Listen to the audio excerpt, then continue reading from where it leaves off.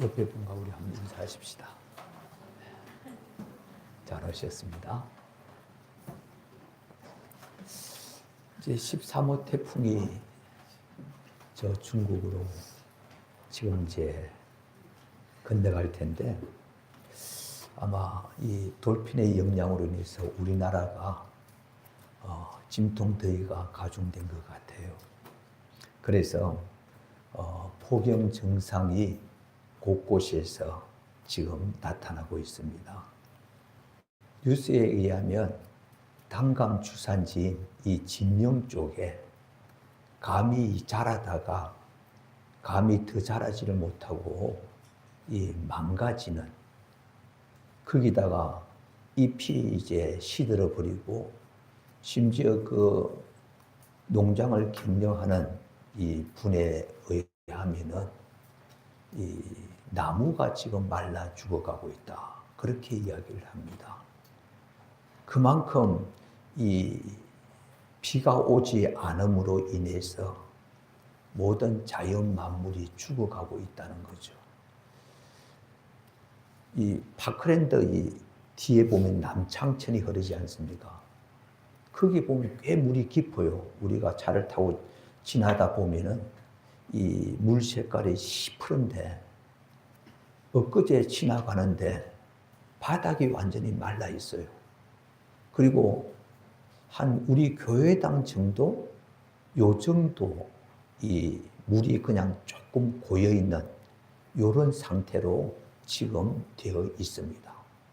그만큼 모든 것이 말라버렸다는 이야기입니다.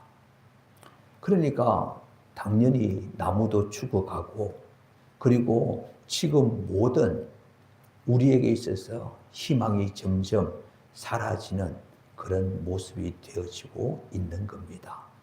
그런데 참 이 지금의 상황과 오늘 우리 본문에 이 바라는 소망은 아마 정확하게 떨어지지 않을까요? 가뭄이 아무리 심하게 몰려와도 시냇가에 심은 나무처럼 그렇게 잎이 푸르고 청청하고 열매 맺는 그런 신앙의 사람이 되면 좋겠다. 그런 신앙이 되어야 되는 거죠. 그래서 오늘 이 본문을 통해서 시냇가에 심은 나무라는 제목으로 말씀을 드리려고 하는데요. 오늘 3절에 보면 그는 시냇가에 심은 나무가 철을 따라 열매를 맺으며 그 잎사귀가 마르지 아니함 같으니 그가 하는 모든 일이 다 형통하리로다. 이 시냇가에 심은 나무는 이 가뭄에도 전혀 걱정이 없습니다. 여러분, 시냇가에 심겨져 있기 때문에 비가 안 와도 사실은 상관없죠. 항상 물이 공급되고 있으니까 염려할 일이 없는 겁니다.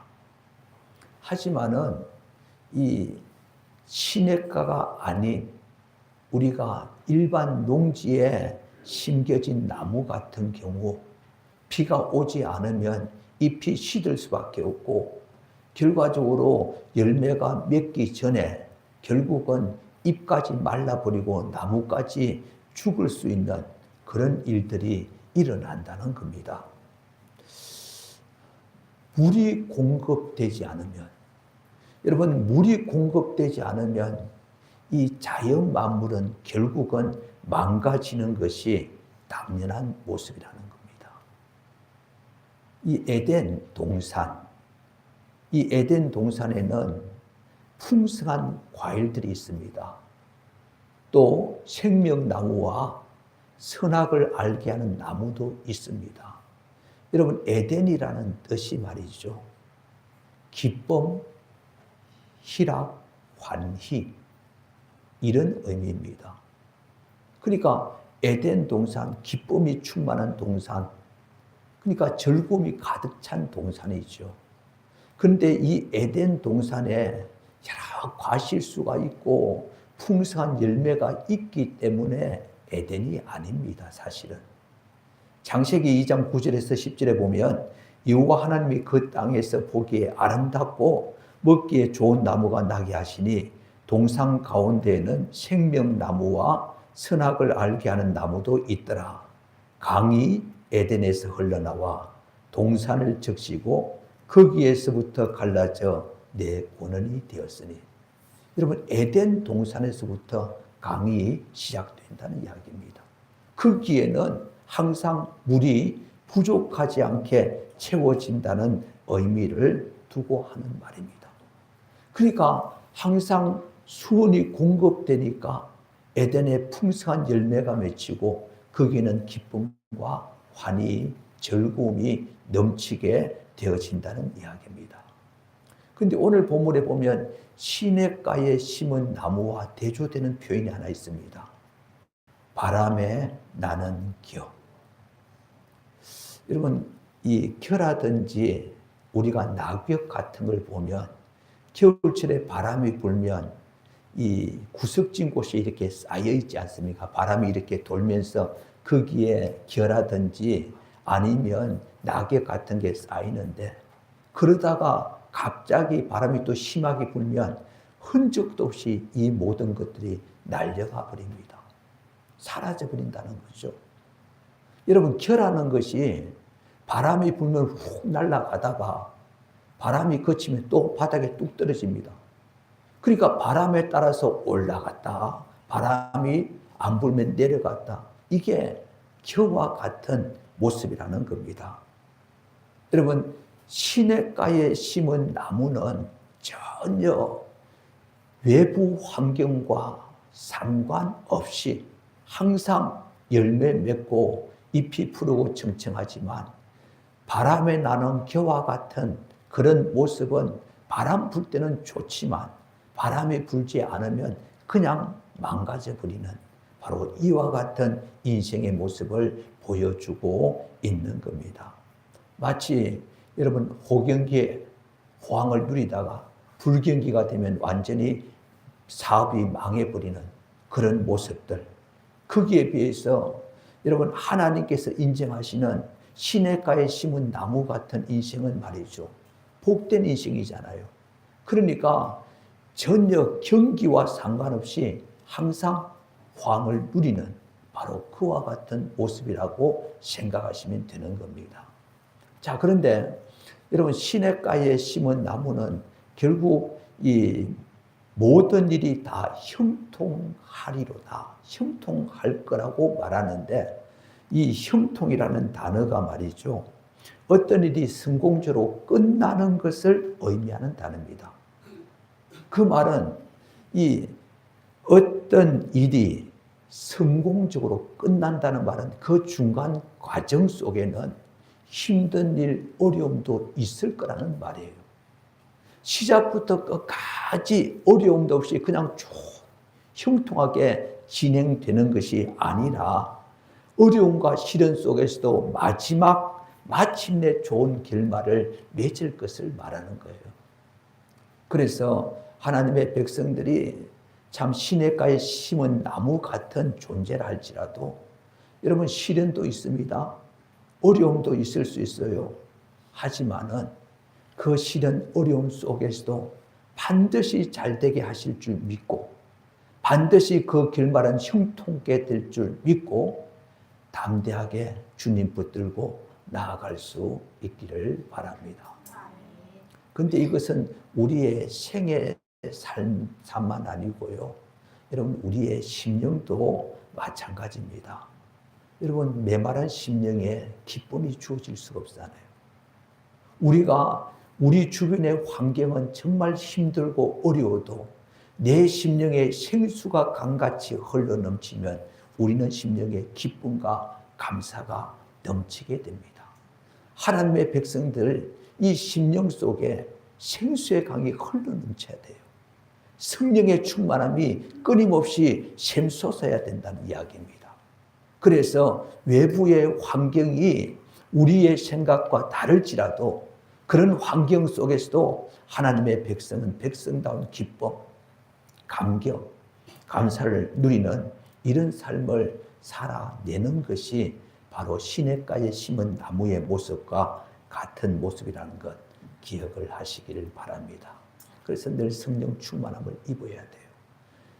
바깥이 힘들수록 우리는 더 주님을 사모해야 되고, 그래서 생수가 내 심령에 강같이 흐르면 주변의 환경, 세상의 여러 가지 힘든 어려움들 능히 견디고 이겨낼 수 있고, 결과적으로 그러한 삶을 살아가는 자의 결말은 반드시 형통으로 이어질 것이라는 것을 믿으시기를 바랍니다.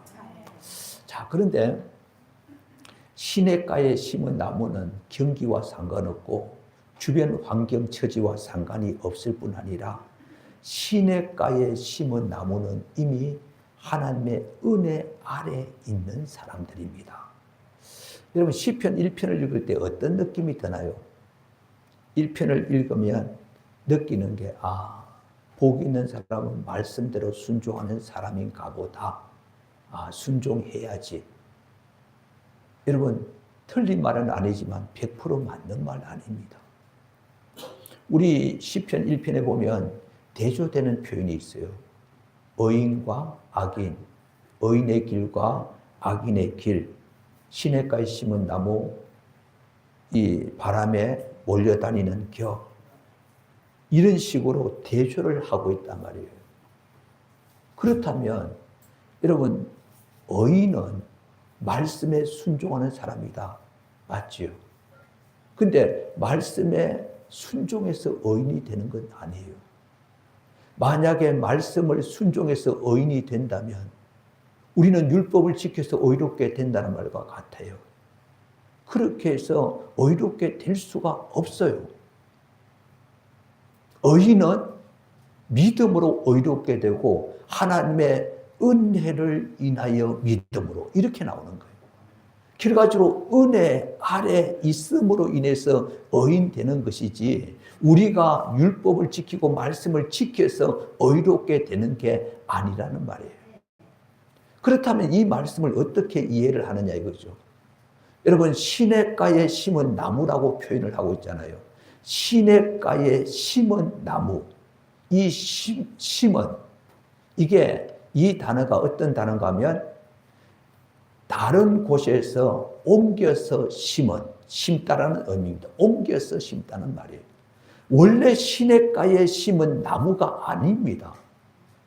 그러니까 다른 곳에 있었는데 이곳으로 옮겨 심은 나무란 말이에요. 하나님께서 쉽게 말하면 은혜로 도무지 살 수 없는 환경 속에 있는 나무를 시냇가에 심었다는 의미입니다.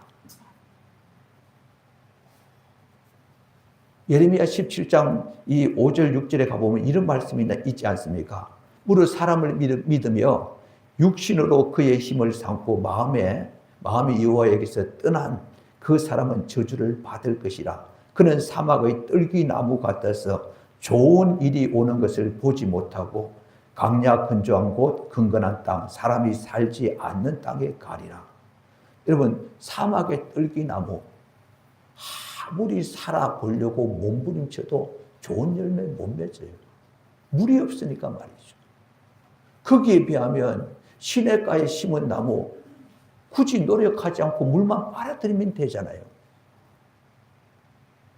결과적으로 시냇가에 심은 나무라는 말은 하나님께서 사막 같은 곳에 뿌리를 내려 살아도 제대로 살지 못하는 그 나무를 시냇가에 심어서 풍성한 열매를 맺게 만드신 나무라는 이야기입니다.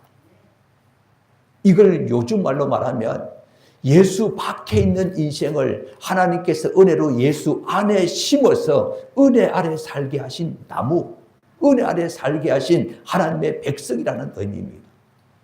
그러니까 은혜 안에 우리를 불러주셨기 때문에 우리가 의롭게 되었다는 말이에요. 우리가 노력해서 의롭게 되었다는 말은 아닙니다. 하나님께서 우리를 참 시냇가에 심어주셨어요.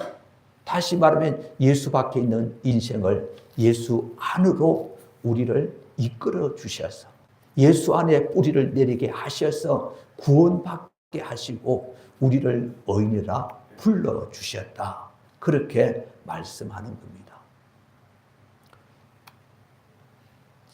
여러분, 야곱에게는 이삭에게는 두 아들이 있었잖아요. 야곱과 에서. 야곱과 에서 둘 중에 여러분 하나를 닮고 싶다. 이 신앙 빼고 은혜 딱 제외하고 말이죠. 인간적으로 에서와 야곱 둘 중에 누가 내 마음에 드는 사람 같아요? 야곱하고 에서 중에서 여러분 둘 중에 하나를 내가 선택한다면 누가 되고 싶어요? 저는 개인적으로 에서가 되고 싶어요. 왜냐하니까 에서는요, 털도 북실북실하고 말이죠. 좀 남성답고, 그 에서가 사냥꾼이잖아요. 근데 야곱은 털도 없는 매끈매끈한 사람이고, 엄마가 좋아할 만큼 맨날 주방에서 엄마 옆에서 끼웃거리는 사람. 그 야곱 아닙니까? 솔직히 인간적으로 에서를 닮고 싶지 야곱 닮고 싶은 마음 없다는 이야기죠. 그럼에도 불구하고 하나님께서는 에서는 미워하고 야곱은 사랑했다. 그러면서 야곱을 결국 선택해서 하나님의 백성 삼은 것 아니에요. 여러분, 야곱이 잘나서 남성다워서 아니잖아요. 전적 하나님의 은혜로 야곱을 선택했기 때문에 그가 하나님의 백성 되고 결국 이스라엘 이름으로 참 언약의 백성의 조상으로 세워지는 것 아닙니까? 결국 은혜란 말이에요. 여러분, 시냇가에 심은 나무는 은혜 받은 사람이에요. 하나님이 특별히 품어주시고 아껴주신 자들이란 말이에요. 이런 자들은 여러분 인생이 복될 수밖에 없는 인생이죠. 그래서 복이 있는 사람이다. 복 받을 사람이기 전에 이미 복이 있는 사람이다. 여러분, 복 받을 사람은 복을 받을지 안 받을지 이것도 확실하진 않지만 복이 있다는 말은 이건 복을 받을 수밖에 없는 사람이잖아요. 그래서 시냇가에 심은 나무는 바로 복을 받은 사람, 이미 하나님의 은혜 안에 있는 사람을 두고 하는 말이다 라는 것을 우리에게 교훈하는 말씀입니다.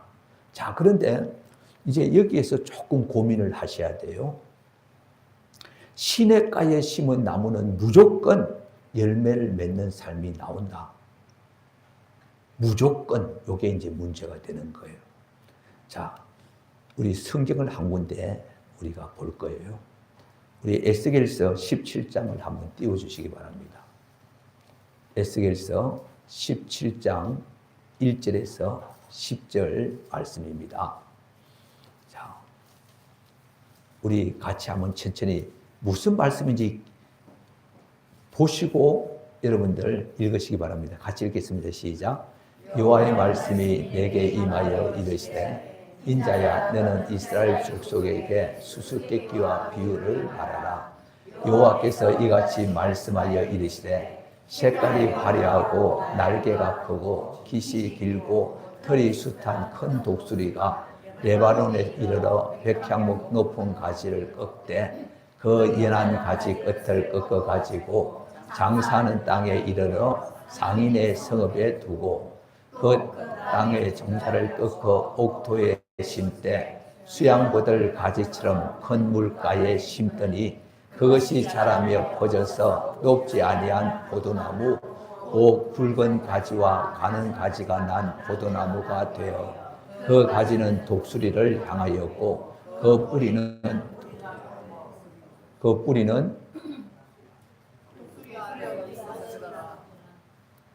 또 날개가 크고 털이 많은 큰 독수리 하나가 있었는데 그 포도나무가 이 독수리에게 물을 받으려고 그 심어진 두둑에서 그를 향하여 뿌리가 뻗고 가지가 퍼졌도다. 그 포도나무를 큰 물가 옥토에 심은 것은 가지를 내고 열매를 맺어서 아름다운 포도나무를 이루게 하려 하였습니다. 너는 이르기를 주 여호와의 말씀에 그 나무가 너기서 가겠느냐? 이 독수리가 어찌 그 뿌리를 빼고 열매를 따며 그 나무가 시들게 하지 아니하겠으며 그 연한 잎사귀가 많은 백성이나 강한 팔이 아니라도 그 뿌리를 볼지어다. 그것이 심어졌으나 번성하겠느냐. 동풍에 부딪힐 때에 아주 마르지 아니하겠느냐. 그 자라난 두둑에서 마르리라 하셨다. 자, 두 마리의 독수리가 나오죠. 첫 번째 독수리는 뭐 틀도 크고 깃도 뭐 길고 이런 식으로 어쨌든 두 마리의 독수리가 나오는데, 처음 독수리가 백향목 높은 가지, 그리고 그 끝에 연한 가지를 꺾어서 장사하는 땅, 그 성경 간주에 보면 가나안 땅이라고 말했어요. 가나안 땅 큰 물가에 심었다라고 이야기합니다. 꺾어서 거기에 심어서 이 포도나무가 되었다. 큰 가지, 작은 가지를 가진 바로 그와 같은 포도나무가 되었다라고 그렇게 말을 합니다. 그리고 그렇게 굵은 가지와 가는 가지가 난 포도나무가 되어 그 가지는 독수리를 향하였고 그 뿌리는 독수리 아래에 있었다라고 이야기합니다. 그런데 또 이 날개가 크고 털이 많은 큰 독수리 하나가 있었는데, 이 포도나무가 뜬금없이 말이죠, 갑자기 두둑에 심어진 그 뿌리가 그냥 스스로 뽑혀가지고 독수리에게로 뿌리를 향하는 거예요. 그리고는 그 독수리를 통해서 물을 공급받으려고 했는데, 결국은 물을 공급받기는 그냥 결국 이 독수리가 이 나무를 그냥 뽑아버렸다. 그런 식으로 나와요. 여러분, 이 내용에서 그 에스겔이 말하는 내용이 무엇인가 아니라, 하나님께서 이스라엘 자손을 가나안 땅에 심으신 것은 하나님을 의지하고 하나님의 도우심 속에서 열매 맺는 삶을 살기를 원하셨는데, 이 이스라엘 자손들이 하나님을 바라본 게 아니고 바로 애굽을 의지함으로 인해서 열매 맺지 못하고 망하는 결과를 가져왔다. 이 이야기를 하는 거예요. 그 말이 뭘 말하는 거 아니라, 아무리 가나안 땅에 하나님께서 심어 주셔도 결과적으로 의지해야 될 대상이 아닌 엉뚱한 것을 의지할 때 열매 맺지 못한다는 것을 말하는 겁니다. 우리가 이미 은혜 받은 사람이에요. 우리는 하나님의 은혜로 예수 안에 있는 자들입니다. 예수 안에 있는 자들이라면 우리는 당연히 누구를 의지해야 된단 말입니까? 당연히 주님을 의지하고 하나님을 신뢰해야 되잖아요. 에스겔서 17장도 결국 하나님을 신뢰해서 마치 큰 물가에 심어진 그 포도나무처럼 하나님을 신뢰함으로 물을 공급받아서 열매 맺으라고 하셨는데, 하나님을 신뢰하기보다 인간을 의지하고 애굽을 의지하니까 열매 맺지 못하는 결과를 가져왔다는 거예요. 예레미야 17장 5절에서 8절 띄워주시기 바랍니다. 예레미야 17장 5절에서 8절 같은 내용이에요. 같이 읽겠습니다. 시작. 여호와께서 이와 같이 말씀하시니라. 우리 사람을 믿으며 육신으로 그의 힘을 삼고 마음이 여호와에게서 떠난 그 사람은 저주를 받을 것이라. 그는 사막의 떨기나무 같아서 좋은 일이 오는 것을 보지 못하고 광야 간조한 곳 경건한 땅 사람이 살지 않는 땅에 살리라. 그러나 무릇 여호와를 의지하여 여호와를 의뢰하는 그 사람은 복을 받을 것이라. 그는 물가에 심어진 나무가 그 뿌리를 강변에 뻗치고 더위가 올지라도 두려워하지 아니하며 그 입이 청청하며 가무는 해도 걱정이 없고 결실이 그치 아니함 같으리라. 여러분, 하나님을 의뢰하고 하나님을 의지하면 항상 열매 맺는다. 가무는 해도 걱정이 없고 두려워하지 않고 그 잎이 청청하며 열매 맺게 하신다는 이야기입니다. 여러분, 우리가 예수 안에 하나님께서 우리를 불러주시고 예수 밖에 있는 우리를 예수 안에 심어주셨다면 이제는 뿌리를 주님께 두어야 된단 말이에요. 하나님만 신뢰하고 의지해야 된다는 이야기입니다. 그게 바로 예수 안에서 풍성한 열매 맺는 비결이라는 거예요. 예수 안에 둔 이유는 하나님을 신뢰하라고 예수 안에 둔 거예요. 그런데 은혜를 이미 받아놓고 하나님을 신뢰하기보다 다른 것들을 의지하게 될 때 결과적으로 열매를 맺지 못한다는 겁니다. 그래서 무엇보다도 열매를 맺으려면 하나님을 신뢰하라. 창세기 49장을 한번 띄워주시기 바랍니다. 창세기 49장 22절에서 26절을 읽겠습니다. 시작. 요셉은 무성한 가지 곧 셈 곁에 무성한 가지라. 그 가지가 담을 넘었도다. 할 수 있는 자가 그를 학대하며 적개심을 가지고 그를 쏘았으나 요셉의 팔은 도리어 굳세며 그의 팔은 힘이 있으니 이는 야곱의 전능자 이스라엘의 반석인 목자의 손을 힘입음이라.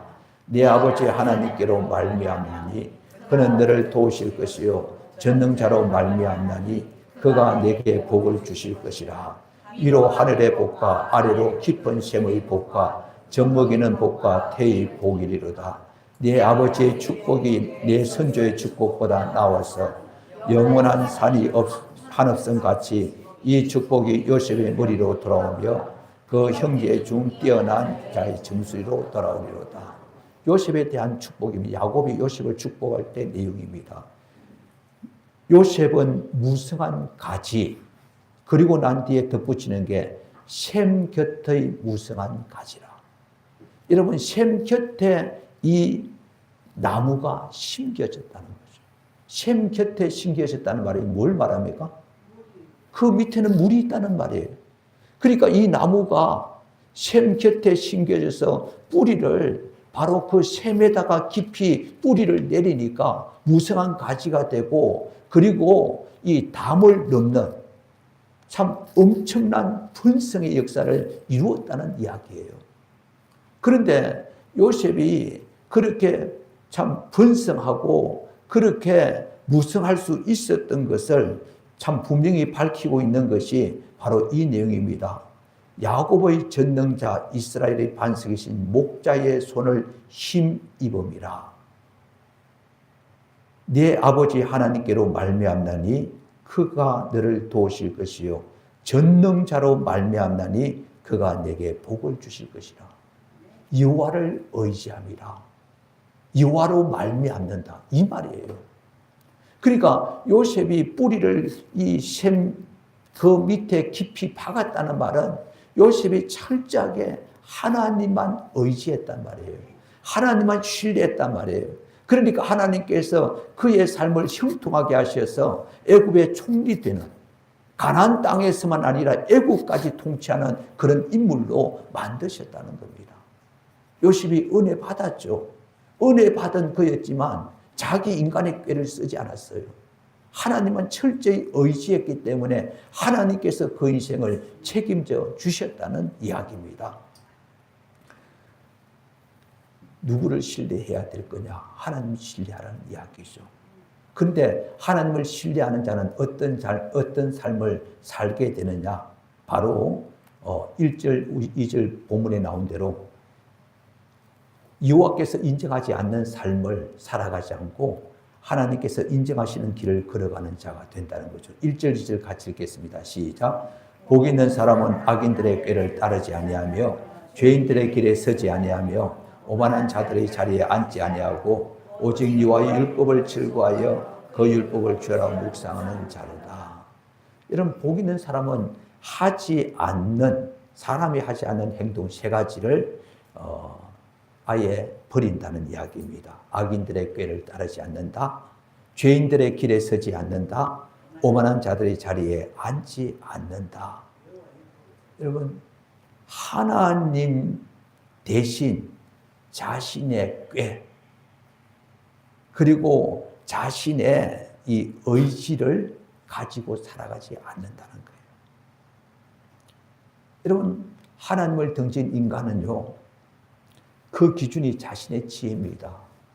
그리고 그들의 관심은 자신의 욕망입니다. 자신의 지혜와 욕망을 가지고 잘못된 선택을 계속하다 보면 인간이 완악해져요. 그래서 쉽게 죄를 범합니다.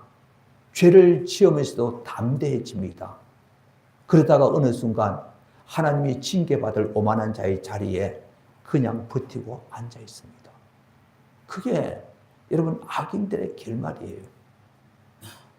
자신이 아무리 똑똑해도 자신의 지혜, 자기의 욕망을 이루기 위해서 자신의 지혜를 가지고 살아가도 그것이 결국은 하나님을 등진 삶이 되고 점점 더 죄악에 빠져서 하나님의 심판의 자리에 버티고 앉아있는 결말을 갖게 된단 말이에요. 그러니까 당연히 그런 인생은 심판밖에 기대할 것이 없는 인생이 되는 겁니다. 반대로 하나님께서 인정하시는 의롭고 복된 길을 걸어가는 사람은요, 율법을 즐거워하며 주야로 묵상한다. 여러분, 즐거워한다는 거예요. 여러분, 신앙생활이 왜 어렵습니까? 신앙생활이 즐겁지 않으니까 말이죠. 왜 성경 안 읽어져요? 성경이 즐겁지 않으니까요. 왜 기도 안 됩니까? 기도가 즐겁지 않으니까요. 여러분, 기도가 즐겁고 참 말씀이 즐겁고 예배가 즐거우면 여러분, 내가 성경 안 읽겠어요?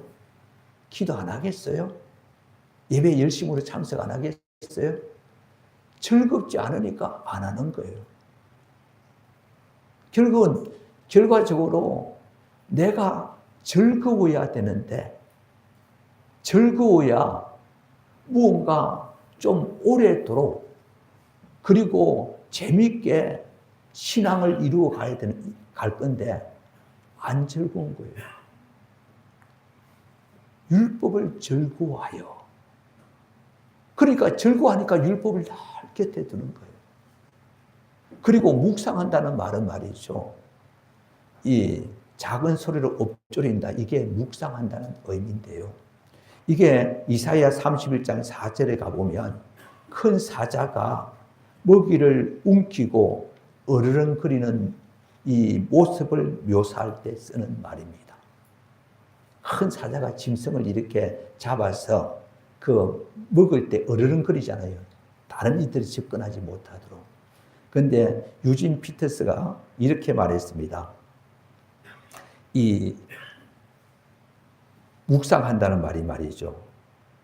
먹이를 이빨과 혀, 위장과 장기를 사용해 며칠씩 반복해서 씹고 삼키는 것이 묵상이다. 여러분, 음식을 이빨로 뜯잖아요. 혀로 맛보잖아요. 위장으로 넘기고 이걸 뭐 소 같은 게 또 끄집어내서 또 씹고 또 넘기면서 계속 반복하잖아요. 이게 묵상이라는 거예요.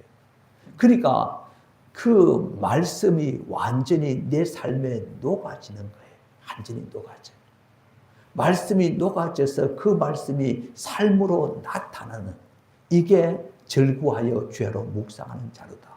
결국은 여러분 악인과 의인의 삶이 벌써 갈라지는 거예요. 은혜를 받은 의인은요, 말씀을 즐거워하고 그 말씀을 주야로 묵상하며 말씀이 완전히 녹아져서 삶으로 나타나는 삶이 되는 거예요. 그런데 악인은 자신의 꾀, 자신의 욕망을 이루기 위해서 그렇게 살다 보니까 점점 더 죄악으로 흘러가고 죄를 지으면서도 점점 더 담대해지고 어느 순간은 자기도 모르게 죄의 자리에 앉아서 오만한 자의 자리에 앉아서 하나님을 대적하고 있는 상태에 머물게 된다는 것이죠. 그러니까 악인과 의인의 결말은 이미 정해지는 것입니다. 여러분, 시냇가에 심은 나무는 말이죠. 여호와를 의지하는 사람, 의뢰하는 사람이고 여호와를 의뢰함으로 인해서 그는 하나님이 주시는 말씀의 길을 걸어가는 사람입니다. 말씀을 통해서 목표가 정해지고 말씀을 통해서 삶의 방식과 원리가 나오고 그 말씀의 길을 살아감으로 인해서 하나님의 도우심을 잊고 결국은 형통한 삶으로 이어지는 것이 바로 시냇가에 심은 나무. 시냇가에 심은 나무처럼 그렇게 복된 인생이 살아가는 삶이라는 거죠. 그리고 마지막 한 가지는 말이죠. 이렇게 참 시냇가에 심은 나무는 항상 머물러 있는 곳이 있습니다. 한 군데만 더 찾아오겠습니다. 시편 92편 12절에서 14절 말씀입니다. 같이 읽겠습니다. 시작. 의인은 종려나무 같이 번성하며 레바논의 백향목 같이 성장하리로다. 이는 여호와의 집에 심겼으며 우리 하나님의 뜰 안에서 번성하리로다. 그는 늙어도 여전히 결실하며 진액이 풍성하고 빛이 청청하니. 자, 여기서 의인은 종려나무 같다. 종려나무가 거의 17m에서 24m까지인가 그 정도로 높이 자라는 나무입니다. 거기다가 레바논의 백향목, 참 아주 이 성전, 이 건축의 주요 재료였죠. 그만큼 나무가 견고하고 크게 이 성장하는 나무입니다. 근데 의인은 말이죠. 종려나무 같이 번성하며 레바논의 백향목 같이 성장하리로다. 이는 여호와의 집에 심겼으며 하나님의 뜰 안에서 번성하리로다. 결국은 여호와의 집에 심겼기 때문에, 하나님의 뜰 안에 심겼기 때문에 그래서 번성한다는 이야기잖아요. 그 말은 여러분 시냇가에 심은 나무같이 복된 인생은 어디에 머물러 있는가 하니까 여호와의 집 그리고 하나님의 뜰입니다. 이 말은 우리가 먼저는 참 우리가 주님 앞에 나오는 일에 힘쓰는 삶이죠. 예배자의 삶, 우리가 함께 모여서 주님을 높이는 삶, 이런 일에 적극적으로 참여하는 것을 말해요. 동시에 이걸 조금 더 확장해서 우리에게 적용한다면 이렇게 말할 수 있습니다. 바로 내가 어디에 머물러 있든지 그 앞에 하나님을 모시고 살아가는 삶. 그렇잖아요. 내가 장소를 선택할 때는 예배당에 나오는 것이 바로 이 본문에 말하는 여호와의 집이나 하나님의 뜰 안에 있는 모습이라면 이걸 우리의 삶에서 적용하면 내가 어디에 있든지 항상 하나님을 내 앞에 모셔놓고 내가 그 앞에서 살아가는 삶을 말하는 거예요. 이게 바로 시냇가에 심은 나무의 모습입니다. 여러분 그렇잖아요. 어디에 있든지 어느 처소에 있든지 항상 하나님을 내 앞에 모시고 살아간다면 그 삶은 하나님을 전적으로 의지하는 삶이고 그분 앞에서 기뻐하시는 삶을 살아가는 것이고, 그렇다면 그분이 나를 책임져 주셔서 마치 다윗의 고백처럼 내가 항상 여호와를 내 앞에 모시며 그가 내 우편에 계심으로 내가 요동치 아니하겠다. 하나님을 항상 내 앞에 모시고 살아가니까 그분이 내 우편에서, 우편이라는 것이 힘, 능력을 상징하는 말이잖아요. 내 곁에서 힘으로 능력으로 나를 도우시니까 내가 흔들리고 두려워하지 않고 요동치 않겠다고 고백하는 겁니다. 그러니까 여러분 시냇가에 심은 나무는요, 우리의 주변 환경 형편과 전혀 상관없이 늘 하나님이 주시는 형통함을 누리는 자고, 왜 이런 삶이, 이런 사람이 이렇게 살아갈 수 있는가 하면 이미 하나님께서 그를 사랑하시고 품어서 은혜 받고 벌써 예수 안에 불러주신 자들이기 때문에 그렇습니다. 그들은 자연스럽게 늘 주님을 의지하고 주님이 이끄시는 대로 따라가고 늘 그분 앞에서 살아가니까 하나님께서 책임져 주시는 삶이 되는 거죠. 결론을 맺습니다. 이 신명기 11장 14절에 가보면 이렇게 말합니다.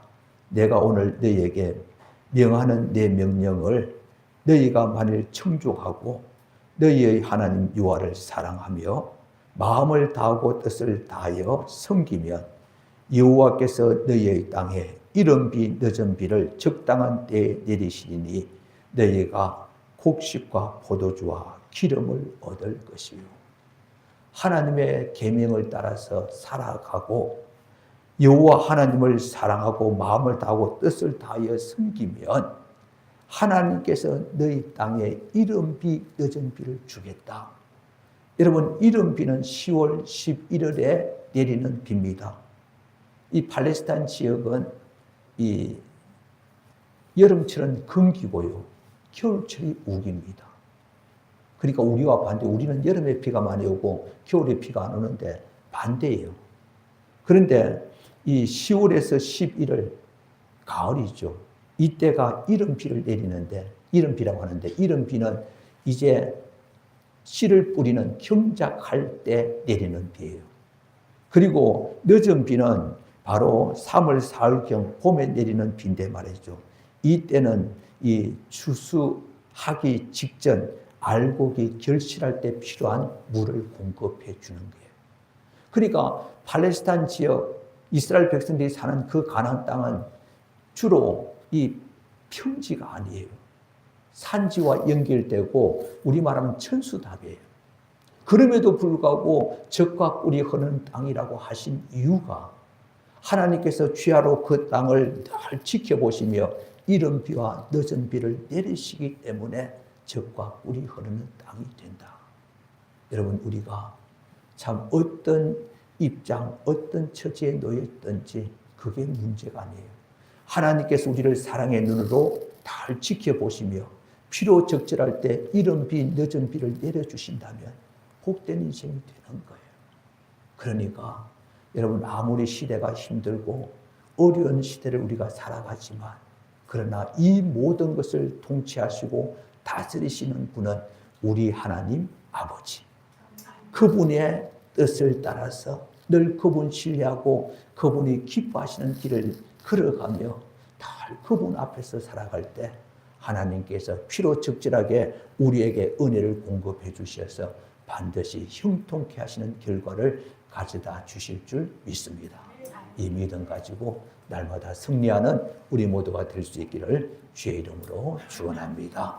우리 같이 동서로 기도할 때 하나님, 우리를 은혜로 구원시켜 주시고 주의 자녀 삼아 주신 것 감사합니다. 아무리 시대가 어렵고 힘든 상황이라 할지라도 주님께서 나를 사랑하시고 품으시고 나를 축복해 주시면 반드시 형통케 될 줄 믿사오니 날마다 참 구원받은 백성답게 하나님을 의지하고 하나님이 이끄시는 대로 순종하며 늘 주님 앞에 살아가는, 그래서 복된 인생이 되게 하여 주옵소서. 우리 같이 동성으로 기도합니다. 하나님 아버지 감사합니다.